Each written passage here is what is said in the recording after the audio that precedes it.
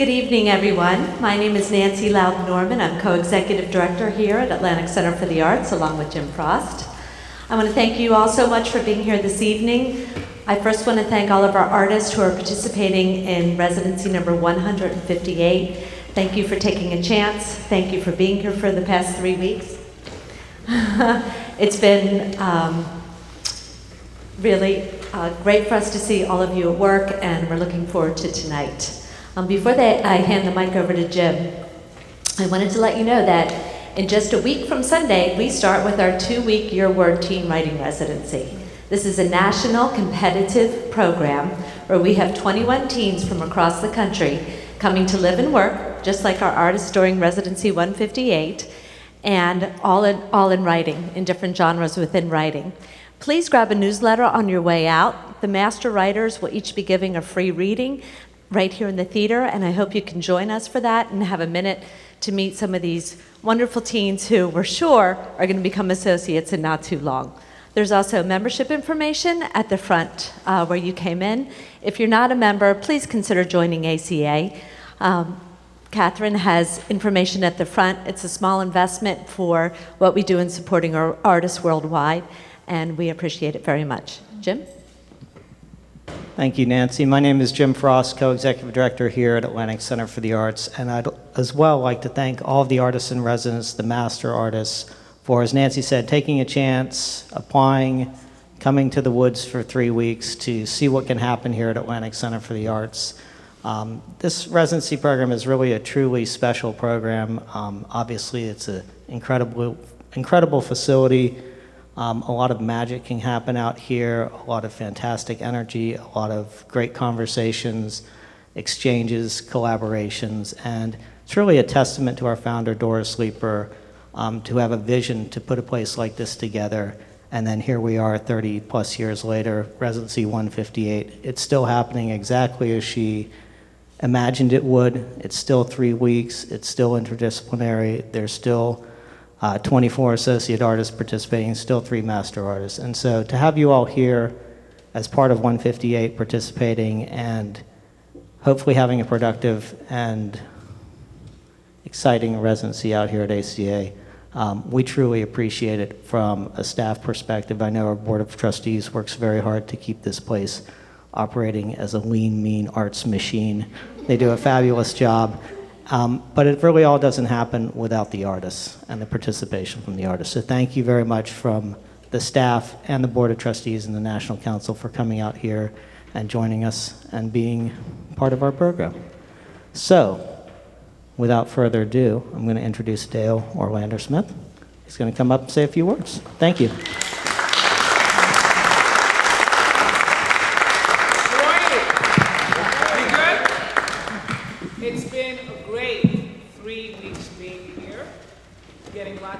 Done, being fed well. Staff, I'm not going to curse. I'll be good. But we have a great staff that took care of us. It's been phenomenal. I mean, it's Jim, Nancy, Greg, Lexa can cook, Adam and Wes, all the guys. Greg, it's been fantastic. And also, what we're going to do now is look at my group. It's everybody's group, really, because it's all interdisciplinary. And everybody learning from everybody and doing what we do. And it's really been a gift to be here. It's my second time here, actually. And I managed to complete a play. So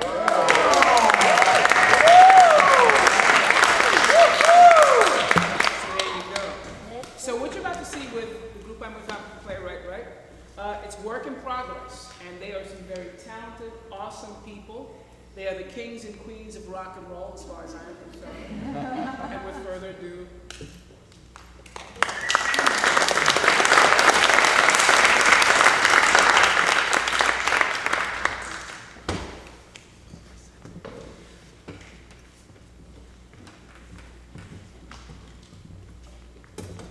Hi, my name is Dan Ellentuck, and I'm going to read a piece of a scene from a play that takes place entirely on a golf course in a retirement community in South Florida. There are 2 characters.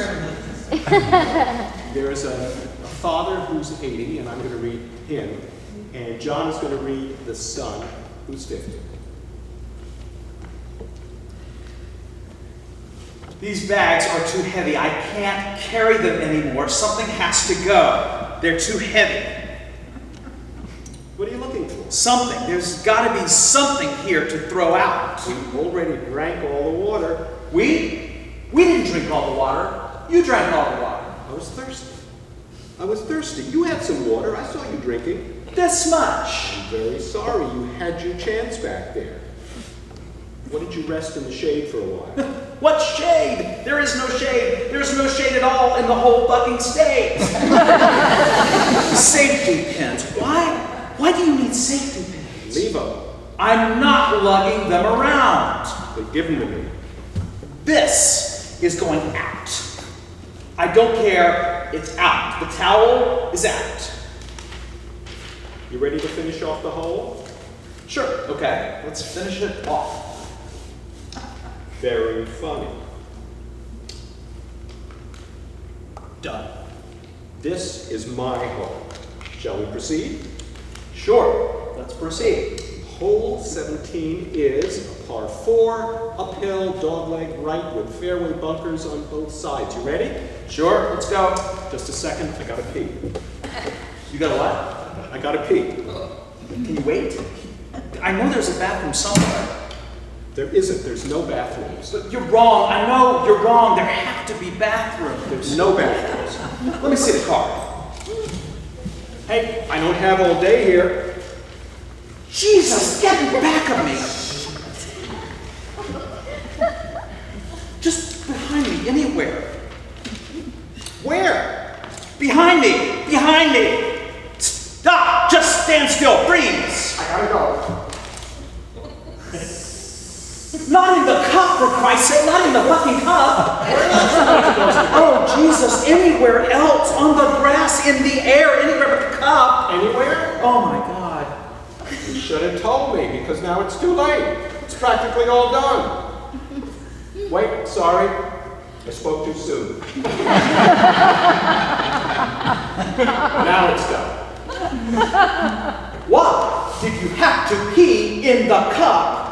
How are we supposed to get it out of there? Did you think of that? You should have told me. I should have told you. You didn't say anything. What were you thinking? I wasn't thinking anything. No, you weren't. I don't know how we're going to get rid of it. Do you have any ideas? The towel! See? Your pop's good for something.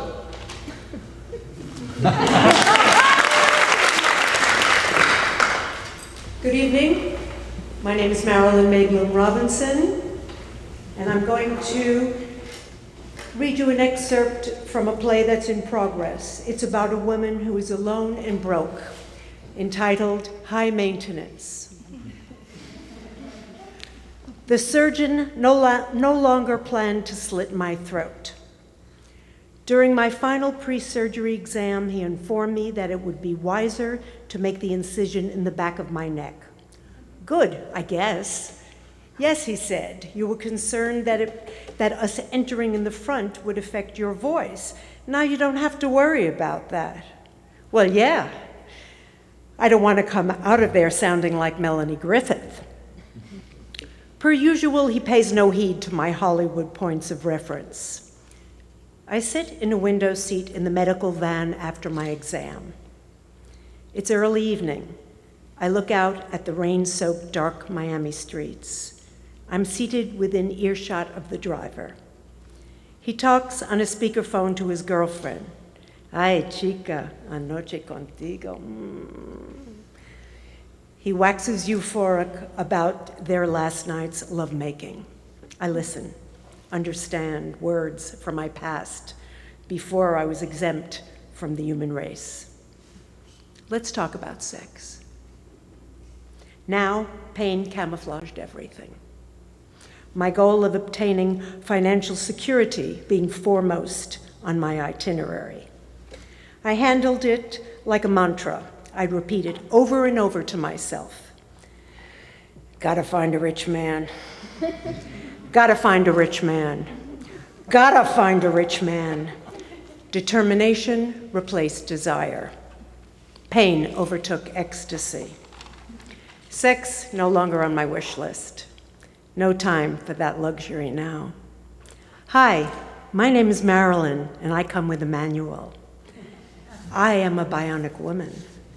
If you want to be with me, you can never, ever forget this. I am a woman of skin, brain matter, and titanium.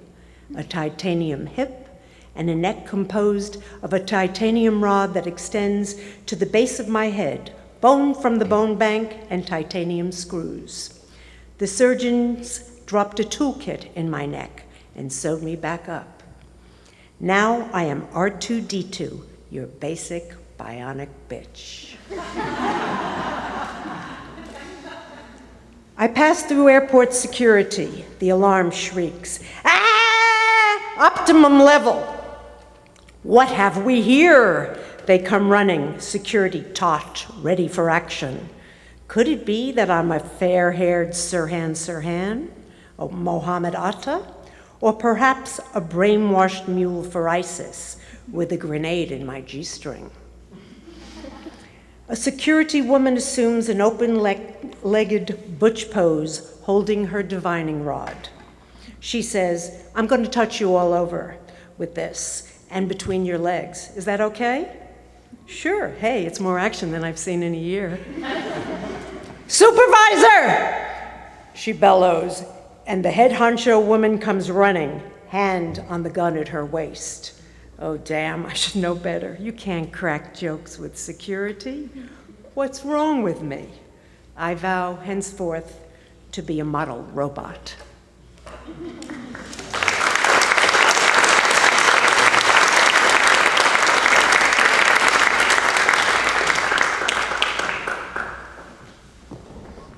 Hello, my name is Linda Rodriguez Guglielmoni. The scene I'm going to read takes place during the Blitz in England. It's from a work in progress titled The Little Translator. Coleman Street, Brighton, England, 1941. La casa numero 10, non dimenticare la strada Coleman, Brighton. Mama and I sleep in the back of the little house. In the morning, she pulls down my pants. Under the bed, she keeps a round pot.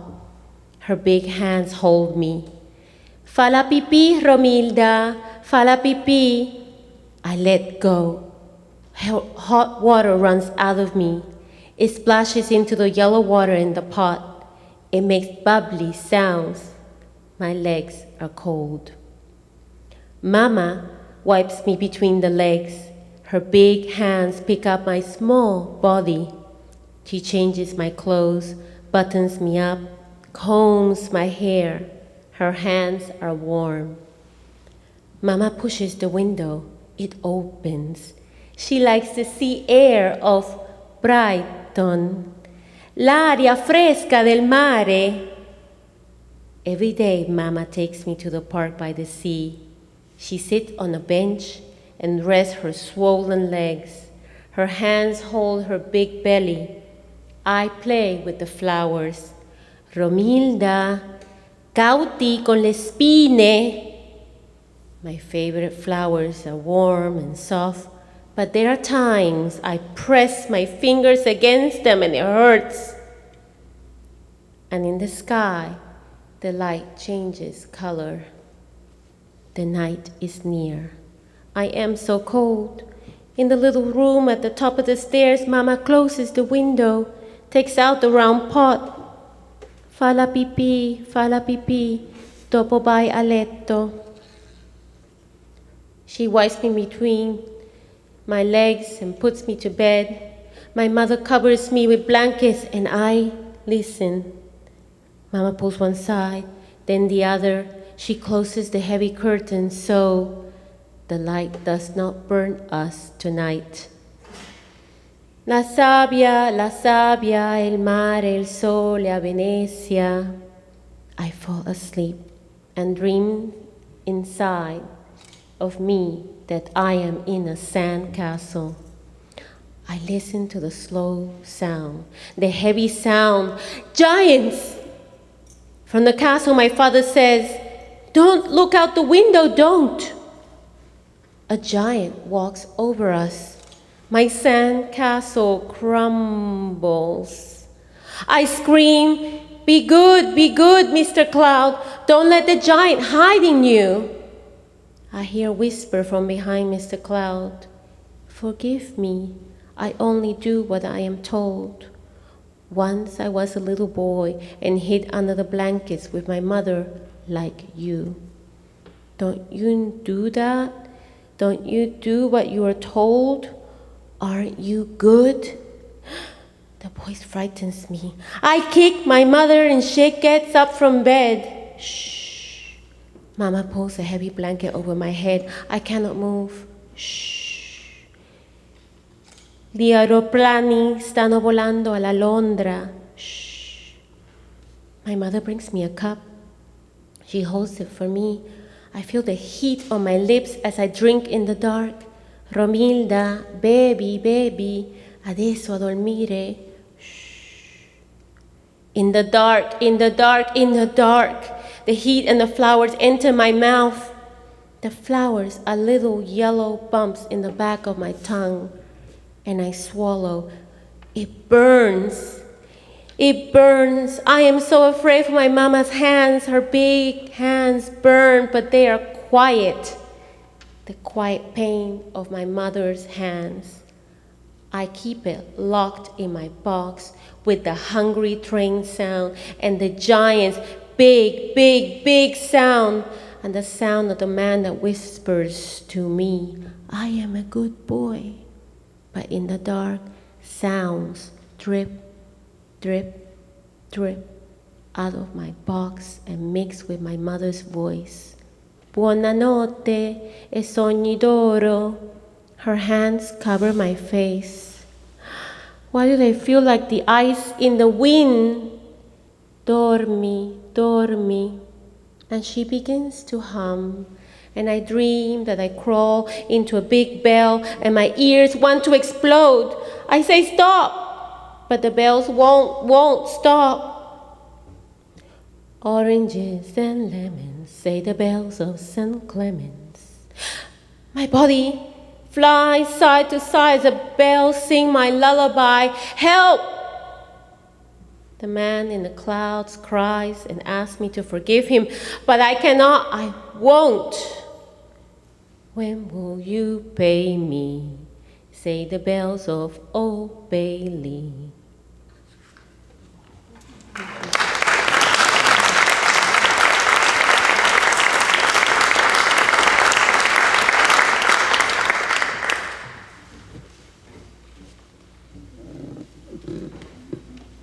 Hi, I'm Hunt Scarrett.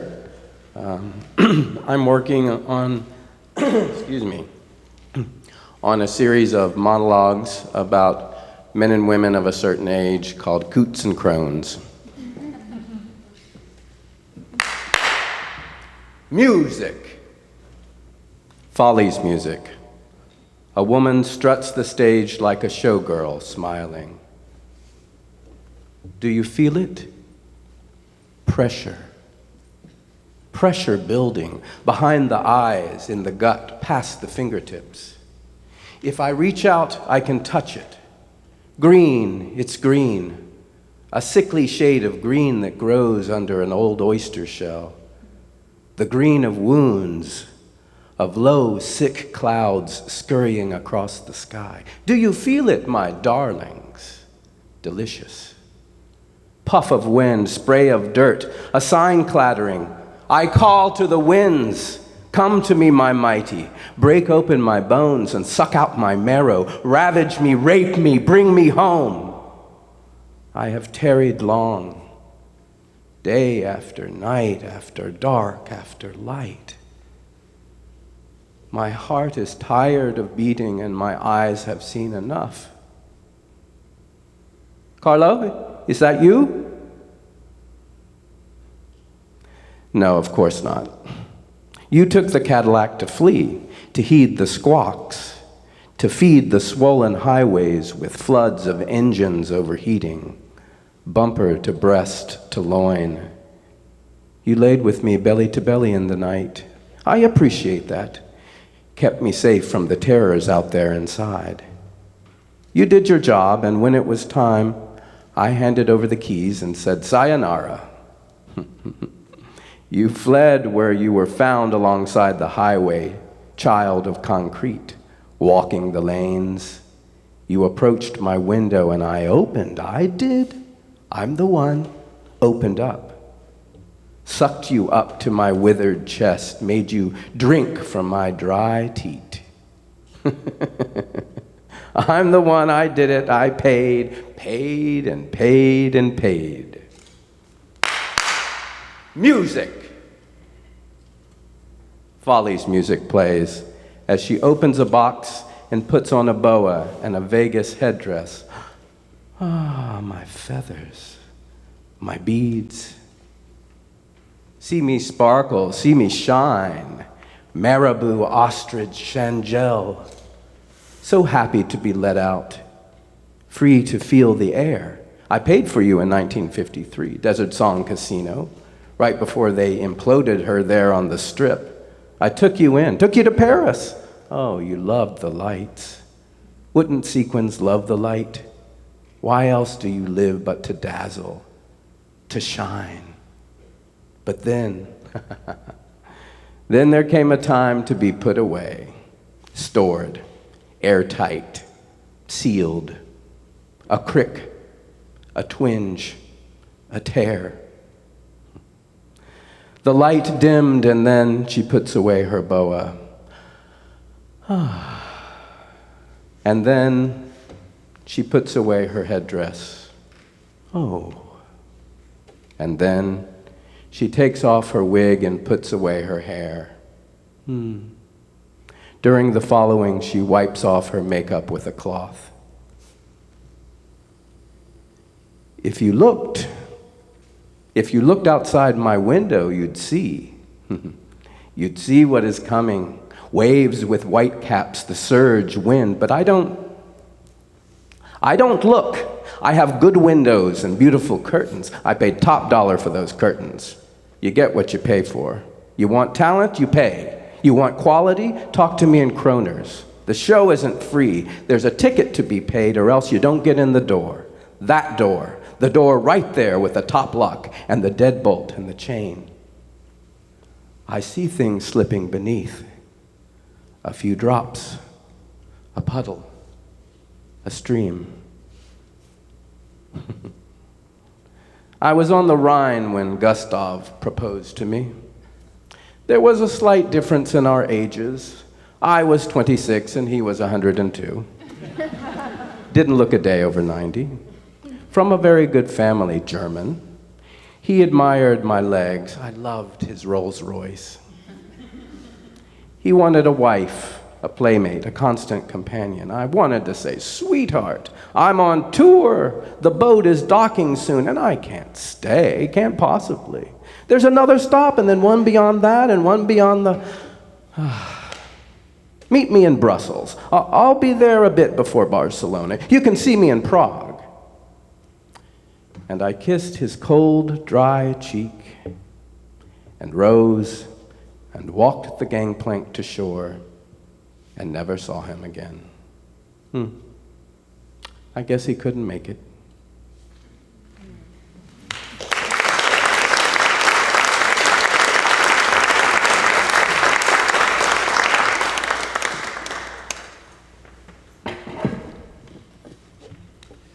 My name is Richard Ballin. I'm going to be reading an excerpt from a play called I Dream of Margie, Story of a Murder. The character is Eddie Cunningham, 38 years old, Concord State Prison. Yeah, yoga. What the fuck? Yoga. Yogurt. Only difference is one looks like what comes out of you after you do all that stretching. Gave it a shot, got us off the block. 16 guys in this little cunt. She's not chick enough to dye her fucking hair. Man, if she knew, come on, she musta. Deep breaths, my ass. If she can't tell the difference between breathing and breathing, She hardly got tits. Fuck, she got a cunt. I don't care that she looks like a boy. That's what eyelids are for. That meditation shit, though, that get you? Most of them guys farting and snoring, but her voice dug in me like a squirrel burying a nut. She did this garden visual shit, like we was walking in a garden, and I swear to God I saw her in my head, standing by a tree. You get out of my head, or you give me head. And she faded like a mist in a dream of Jeannie. So as I call those meditations, I dream of Margie. She liked that. She's writing me them letters, so I asked her to pick up one from Bride. She's so dumbass, she don't know them pages are soaked in some LSD. Comes in with the yoga teacher like she's my mother. Suck on a page of Dear Eddie. She working to get me out of here on them trumped up charges. You want to know who that cunt was that I beat on? It was my mom. You get that? It took me 6 years to find her. I'm in this pit shit and my mom's walking free after she tosses me out a window on Route 128 when I was 4 years old. I was in traction for 4 months while they tried to find out who the fuck this kid was with no ID looking like roadkill in the breakdown lane while she's breezing off to Florida. That's the bitch they pulled me off of. And I peed my seed in my bitch mother's cunt and I waited 6 months so she can't have a fucking abortion. And I hope the little monster eats her up from the inside out now that she knows who I am. I dream of Margie is my ticket to freedom. Sure, I know you in a past life, whatever you say, bitch. Write them letters to them pigs. To me, she signs them forever yours. Yeah, I'll teach her forever. So I'm out. Yeah, out. And you know I gotta stick by her for a while. Yeah, I can be a decent guy, give her a couple good fucks. So as we're at her apartment, she's all quivery like. You not like being alone with me, she says. I says, and she says, no, it's not like that. And when she's in the bathroom, I kind of squirrel around, checking the place, pulling out drawers and shit, and there's no fucking knives in her apartment. Not even butter knives. So when we go out, I buy a bunch of steak knives, watching her real careful. Noticed you got none, I says. And unfucking believable, she plays me this tape from this chick with no vocal cords, some California psychic broad. How much does this cost you, I ask? $200 for a tape for someone who can't even talk. Man, they got their con down. But hold on. The tape is all spooky like this. Honest to God, this is what it says. You were a Mayan priest who cut out his heart to bring the rain, and that is what seals your connection. See how we're connected, she says. And I say, no, I don't. And she gives me this past life kind of shit talking down. We're in the bedroom. I get her to wear my clothes, like it's some kind of plaything, and she looks kind of hot in my leather jacket, but when she's tied to the bed, she kind of starts whimpering. And I asked her, you fucking proud you held my heart in your hands? What the fuck Valentine is that shit? I ain't give her time to answer. I tell her to shut the fuck up because I'm in 3 places, flying out of a car, tied on a stone with the sky above me. There's the rush of cars flying by. There's 2 kitchen knives, and fuck yeah, I'm flailing like the knife is coming down, and there's cars flying, and I'm 4, and I'm me, and I stuff her fucking mouth with her own heart. There's a lot of blood in her eyes, down her chin, and everything goes real quiet. Except my heaving breath and that dumbass cassette tape playing sea sounds, and I kick across the room. And there's a blue cup on the table with some shit-ass herbal tea. And I try to wash my handprints off the wall, and she's staring at me, and I say, don't say a fucking word.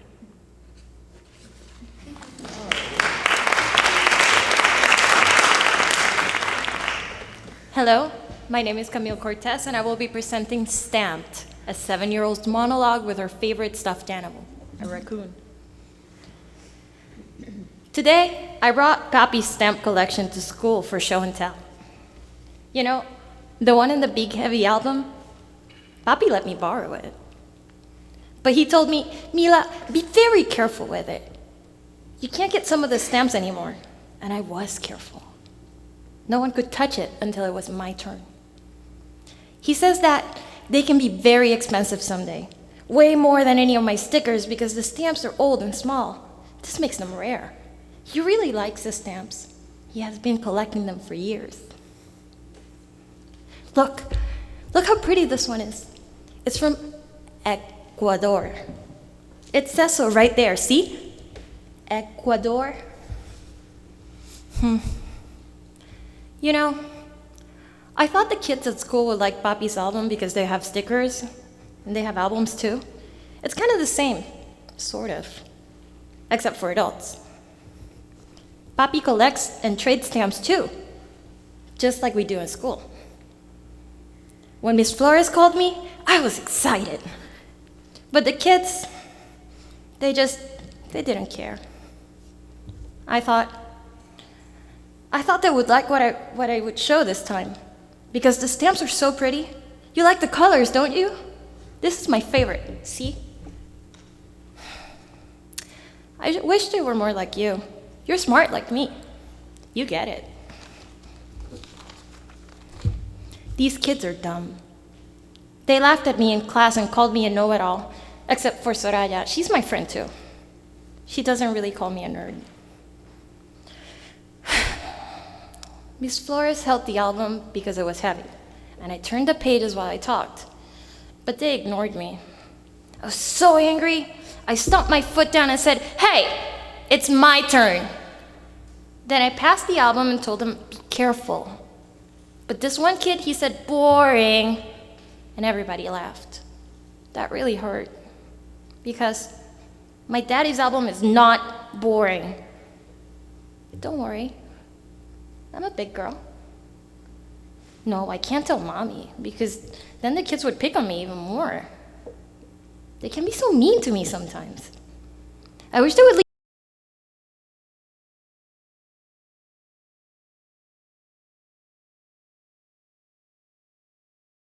leave me alone and not call me names. They make fun of what I wear and what I like. I was so mad that I walked right up to that boy's stupid face and yanked the album from his face. Some of the stamps fell on the floor. Soraya helped me pick them up. Papi can't know that I broke my promise. He will be mad that the stamps fell out. Those kids don't know anything. They don't deserve to see my daddy's stamps. None of them do. I think I scared Miss Flores. I didn't mean to. I started to cry, and I covered my face, and I didn't want to talk to anyone. Would you? I was embarrassed. They hurt my feelings, so I went straight to my seat. I put my head down on my desk. I wanted to be left alone, and a boy leaned over and whispered, "Way to go, camel." And then another one whispered, "Jirafa con gafas," giraffe with sunglasses. They all laughed at me. I don't even wear sunglasses. Shh. Mommy and Papi sound mad downstairs. Calm down. Well, at least I can talk to you. You're my friend. You listen to me. I'm sorry I can't take you to class. My teacher wouldn't take you. She would take you away, and I don't want to lose you. So, let's keep this a secret, okay? I'll tell Mommy how kids love the stamp she gave Papi, and they will both be happy. They work so hard and are tired and grumpy after work. But they're quiet now. Okay, I'll go wash my face. Nothing happened, okay? Let's see what's for dinner. I'm hungry. Come on.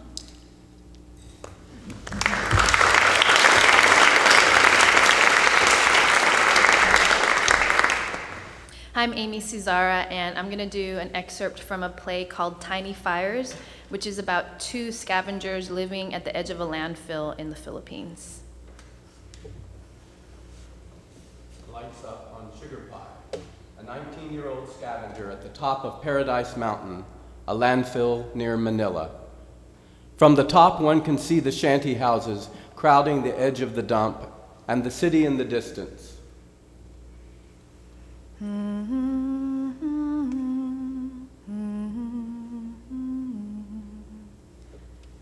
I can hear you, my sea, my dagat. You kissing the shores of Pangasinan, the land of salt, where I came from. Today I'm sticky from the heat of these fires. It's a part of me, this heat, the smell of basura, now a part of my body. But for now, the stench goes away and I can smell you. Your salty air, your perfume, salty like my tears.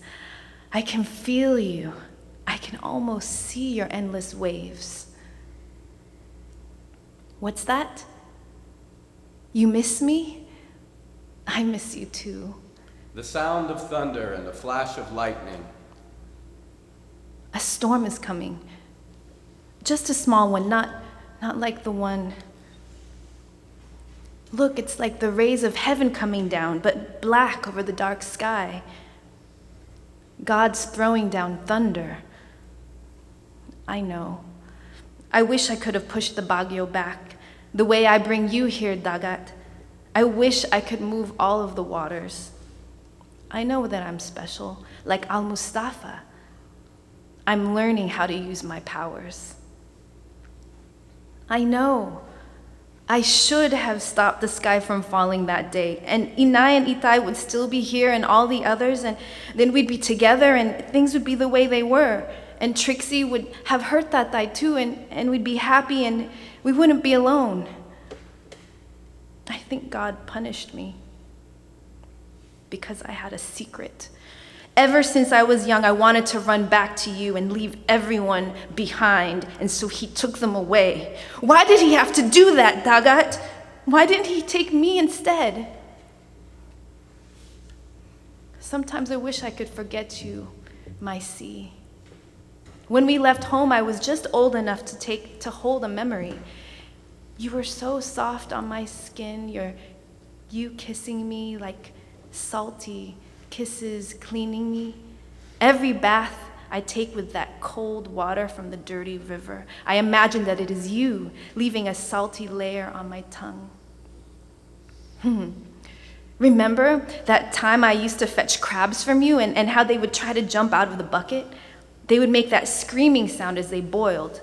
And that one time I pulled one out just to see what would happen, if I could save it. And it was half cooked and confused, so Itay said, "Put that crab back in now." And so I put it back and it stopped fighting and it just died with the others. I tried, but did it know it was dying? When we lived beside you, our house was small, but it was clean. Everything made from rattan and bamboo, the trees swaying, the sun setting upon you like fire, the crickets at night. I would fall asleep on Inay's chest and we looked out at you, your blue waves and the blue sky, all of it, endless. Sometimes a storm would grow over you, but I was never afraid. You were always there singing me to sleep. I hear you now, telling me to come back. Don't worry, I will. Don't tell Trixie, though. She'll do anything to keep me here. She doesn't have anyone else. She doesn't have you. Yes, I'll leave this mountain and I'll come back to you, Dagat. I'm coming home. Bahay kubo kahit Sugar Pie closes her eyes, ang halaman doon standing at the tip of the mountain, ay sari-sari and reaches her arms to her sides as though flying, then swimming, floating while standing, lights down, end of scene.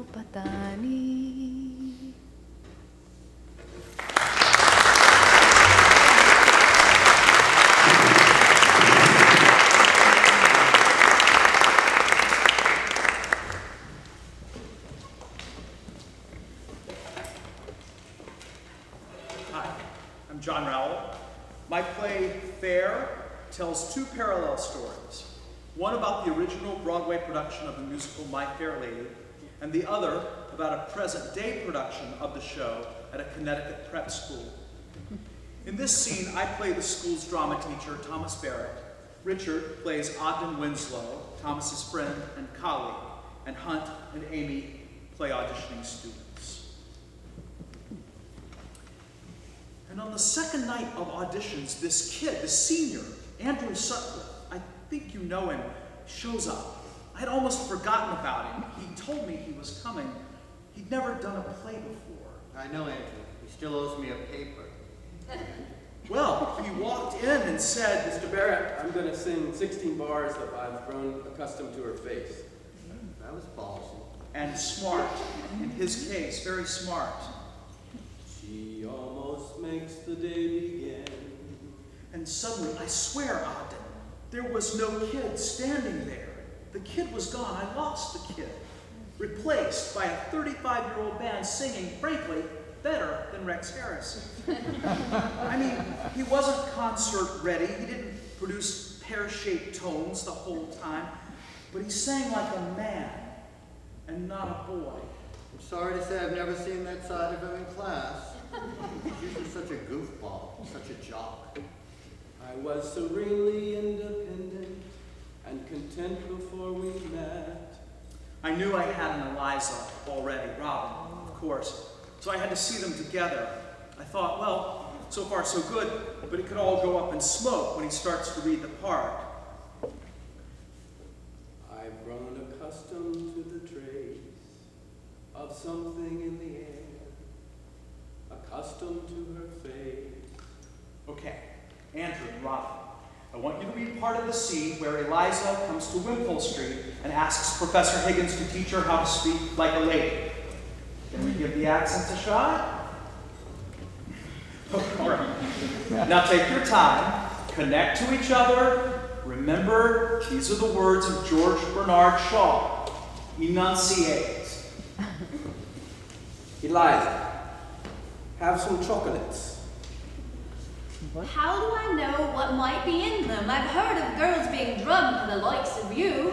Eliza, you are to stay here for the next 6 months, learning how to speak beautifully, like a lady in a florist shop. If you're good and do whatever you're told, you shall sleep in a proper bedroom and have lots to eat and money to buy chocolates And of course, they weren't perfect. They weren't brilliant. I don't get perfection. I don't get brilliance. I don't expect it. Who would? I get potential. Potential. The teacher's drug of choice. So much potential. Thanks, guys. Thank you very much. And then he did a very unexpected thing. He came back in the room, walked up to me, and looked me square in the eye, shook my hand, and said, Mr. Barrett, thank you for this opportunity. Whatever happens, I had a great time at auditions. I loved studying the play. Thank you for your advice. Well, I guess it's good to know that we are, in fact, turning out a few gentlemen with courtly manners here at the Woodbrook School. in 10 years of auditions, no one has ever done that. I don't mean to be the voice of the cynic, Tom, but couldn't all that have just been a ploy for you to give him the star role? I mean, for all you know, the lacrosse team may have put him up to it in some kind of perverse joke. If I thought he wasn't sincere, I wouldn't cast him. Wasn't it George Bernard Shaw who said, sincerity, if you can fake that, you've got it made.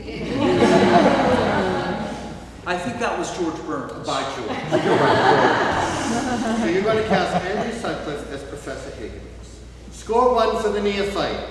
Who knew such fluidity of talent could exist between lacrosse and the theater? Well, he said he was... Everyone is expecting Jace Walker to play Higgins.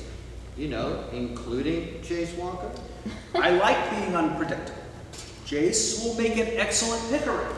Well, at this conversational juncture, I probably should say, I hope you know what you're doing. But God knows you've never had a bomb in your 10 years here. I hope this won't be the first. And I do hope, for your sake, the lacrosse captain is up to the task. I hope so too. Thank you for your confidence. And when you crown him king by royal order of the cast list, do me a favor, will you? Will you remind Henry Higgins he still owes me a paper, which I expect before opening night? Accustomed to her face. Yep. Thank you.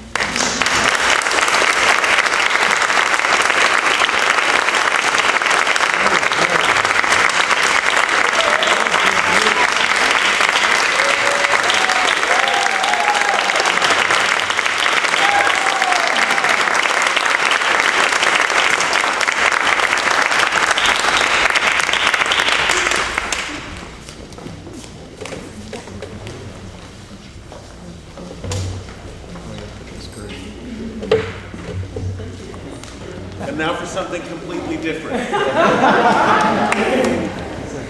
Just a few words about our experience here, and I would say rather than being a lean, mean art machine, we've had a very kind and generous experience. We've created within this larger community, a community of our own of music, and everybody has entered that discussion, that community with an open heart and actually quite a bit of generosity. I thank all of the associate artists who've been here to bring their music to each other and to all of you. We're going to do something a little different than what you've seen. There'll be some glimpses of what people are working on, and then you'll see how musicians like to have fun. But first, a glimpse. Hi, my name is Ursula Kwong Brown, and this first little piece is going to be with Suzara. I was inspired by a book of poetry that she wrote about the 1904 World Exhibition, in which 1,200 Filipinos were put on display. It was horrific. This is the first poem from the book. We're planning a performance, hopefully in Berkeley, California in November, and we're just experimenting with ways to put together spoken poetry and music. And it's new to me and to both of us, so I'm curious to hear any feedback.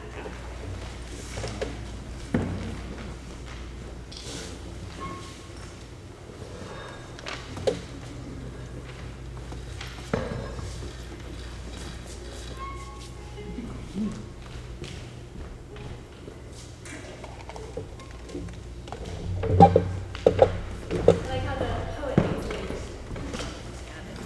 Right.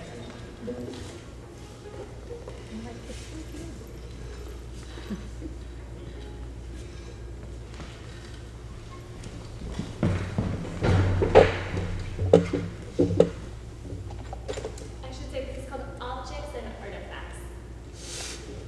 Light's very low.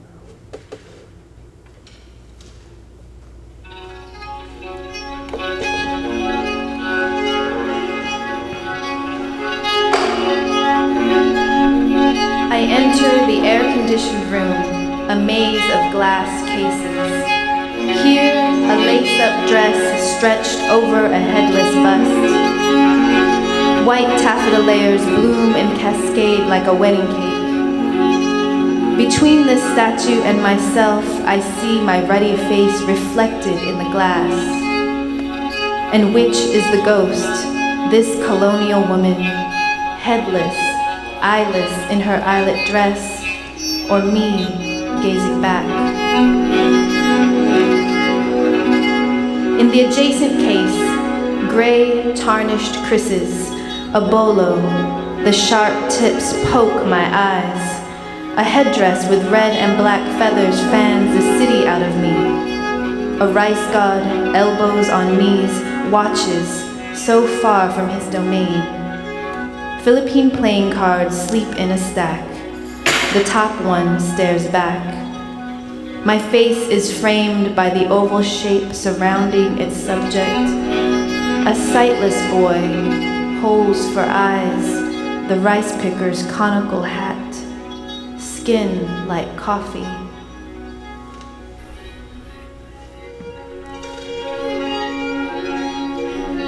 He rides an elegant water buffalo. I imagine myself there. Was this a real boy modeling for the artist? Flies and mosquitoes hovering, the calabao's tail swatting, back bristling, sweat behind the boy's ear, a desire to be witnessed, and the painter, sent to collect the very best, a mess of putrid sweat gathering under his thick suit, skin crawling in the heat. Or was the boy a figment, just one like many others?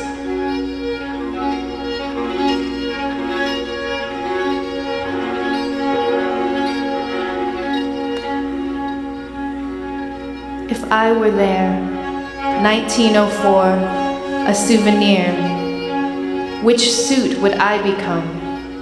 Which number?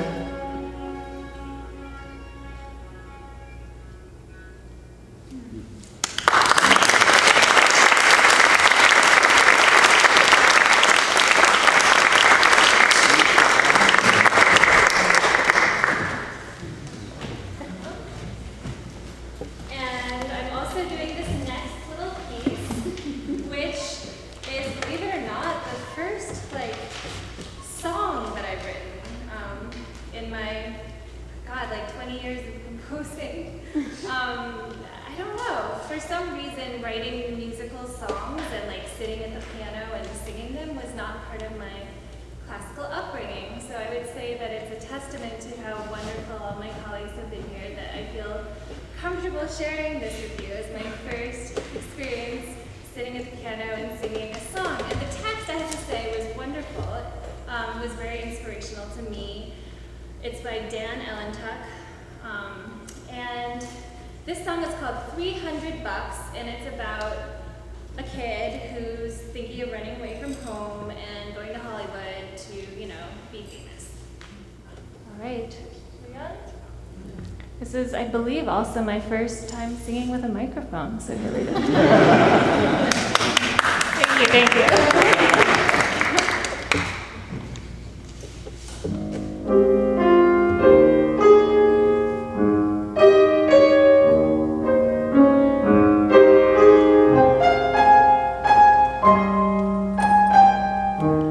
I've been saving all my pennies in a big round jar and keeping all my nickels in a sack, stowing away my dollars with my buttons and my collars.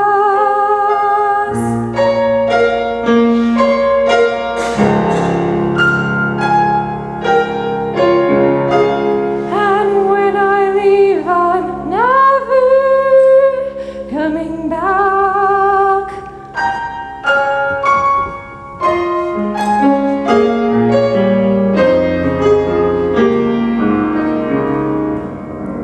'Cause I've got 300 bucks in my cigar box, 300 bucks that I can spend, 300 bucks in my take me far box, 300 bucks is my best friend.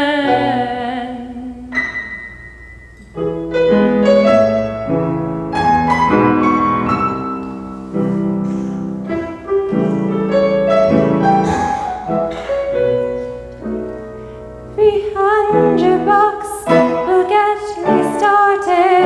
300 bucks will pay my fare. 300 bucks and I'll soon be departed. 300 bucks will get me there.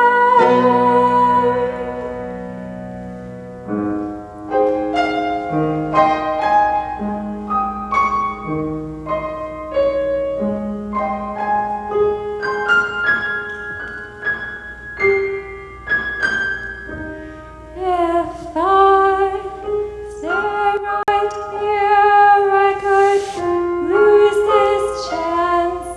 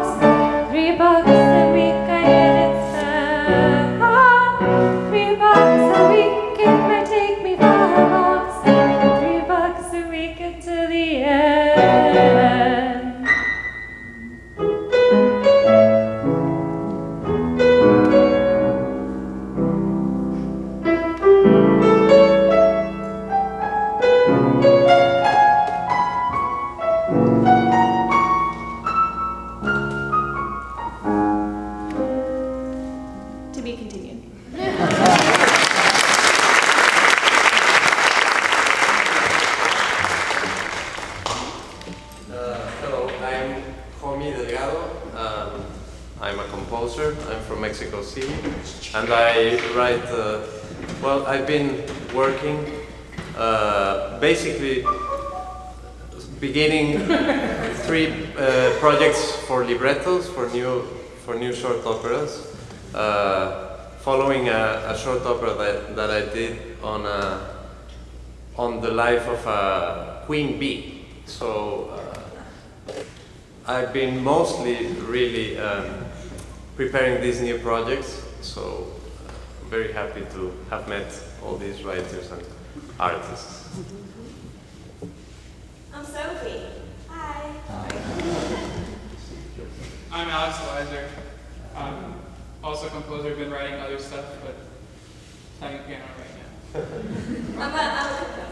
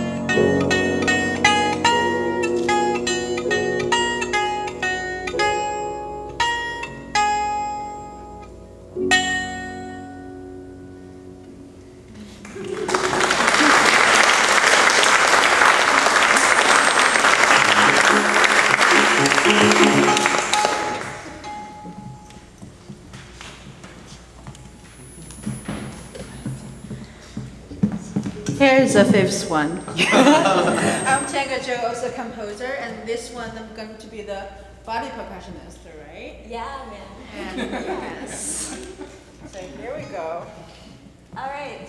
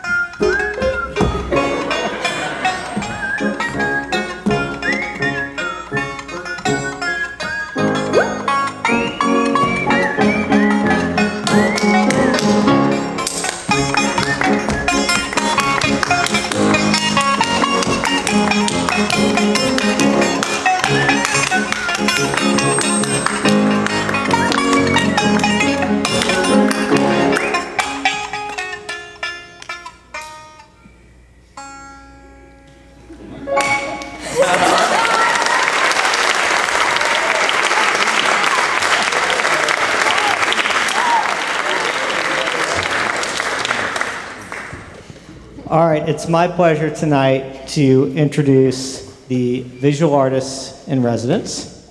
So they've been hard at work for the last 3 weeks doing who knows what over there in the painting studio and the sculpture studio. You know, the visual artists are always a mystery. They sleep really late, they work really late, but I know they have some really exciting stuff to see over there. And so let me just say, I just want to call them up one by one. So I'm going to go first name, Julianne. Just come on up. Don't be shy. So I'm going to call everyone up. It's right here, just right next to me. I do this all the time. It's not a big deal. Domingo.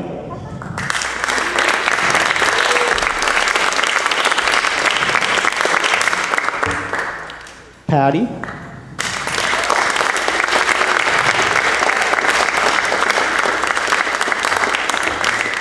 Aria.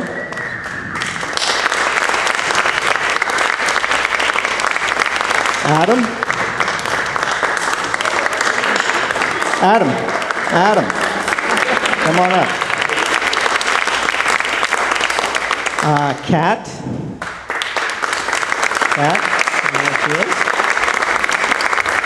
Anastasios. Ellen. And Julia.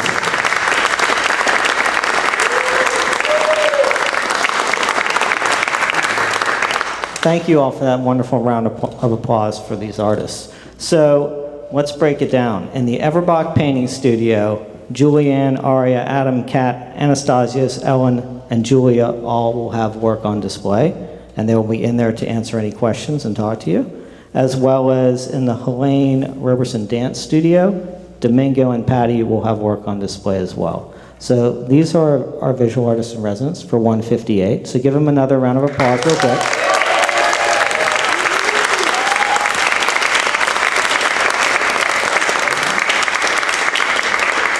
And so now normally what my esteemed colleague, Nick Conroy, Residency Director and Program Director, would now do is call up the rest of the artists in 158 to come up to the stage and collectively take a bow. So come on up.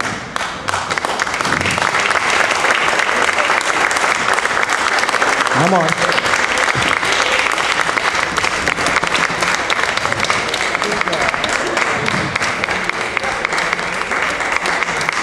Can we get the mic? All right. Woo.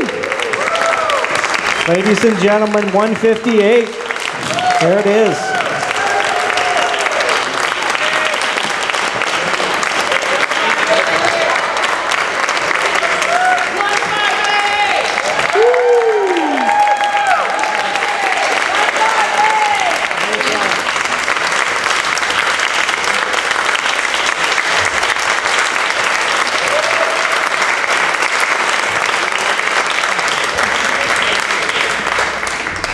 All right, so we're adjourning out to Open Studios.